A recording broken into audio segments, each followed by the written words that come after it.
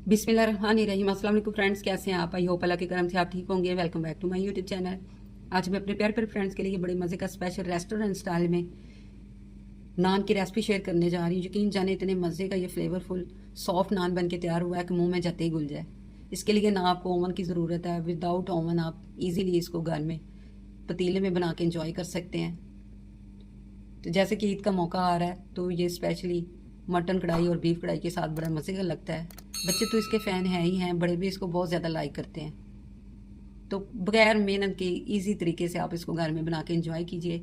आपने मेरी वीडियो को स्किप किए बगैर फुली वॉच करना है ताकि कोई भी पॉइंट मिस ना हो और आपका नान बिल्कुल मेरी तरह परफेक्ट और सॉफ्ट बने। चले जी फ्रेंड्स, टाइम वेस्ट किए बगैर चलते हैं हम आज की नान की रेसिपी की तरफ। बिस्मिल्लाहिर्रहमानिर्रहीम। मैंने ये 2 कप मैदा लिया है, ये तकरीबन 300 ग्राम है। मैंने इसको अच्छी तरह पहले स्टेन कर लिया है।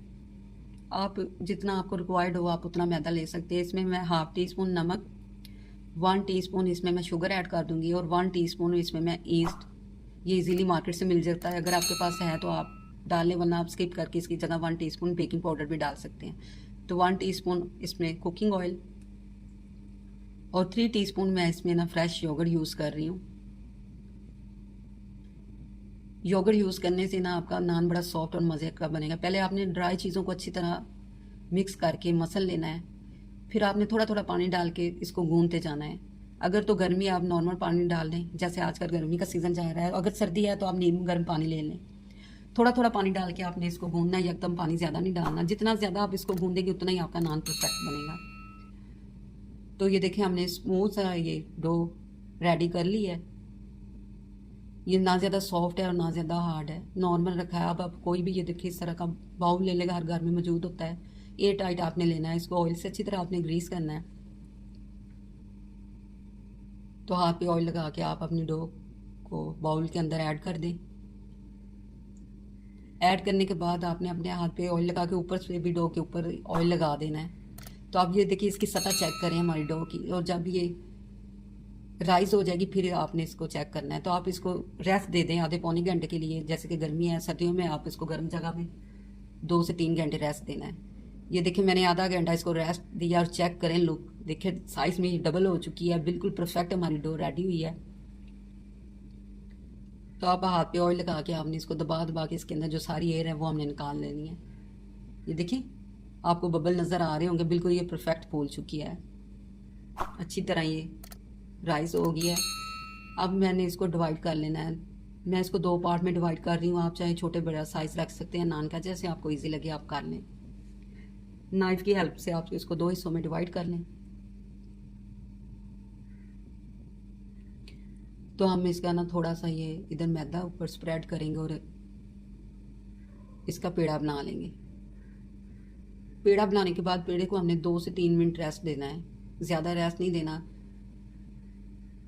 तो आप अपनी फिंगर की मदद से भी इसको फ्लैट कर सकते हैं, हाथों की मदद से ऐसे, क्योंकि ये थोड़ा सा मोटा ही नान की शेप होती है। लेकिन अगर आपको मुश्किल लग रहा है तो आप रोलिंग पिन की मदद से भी इसको फ्लैट कर सकते हैं। ज़्यादा आपने इसको ब्रेक नहीं करना।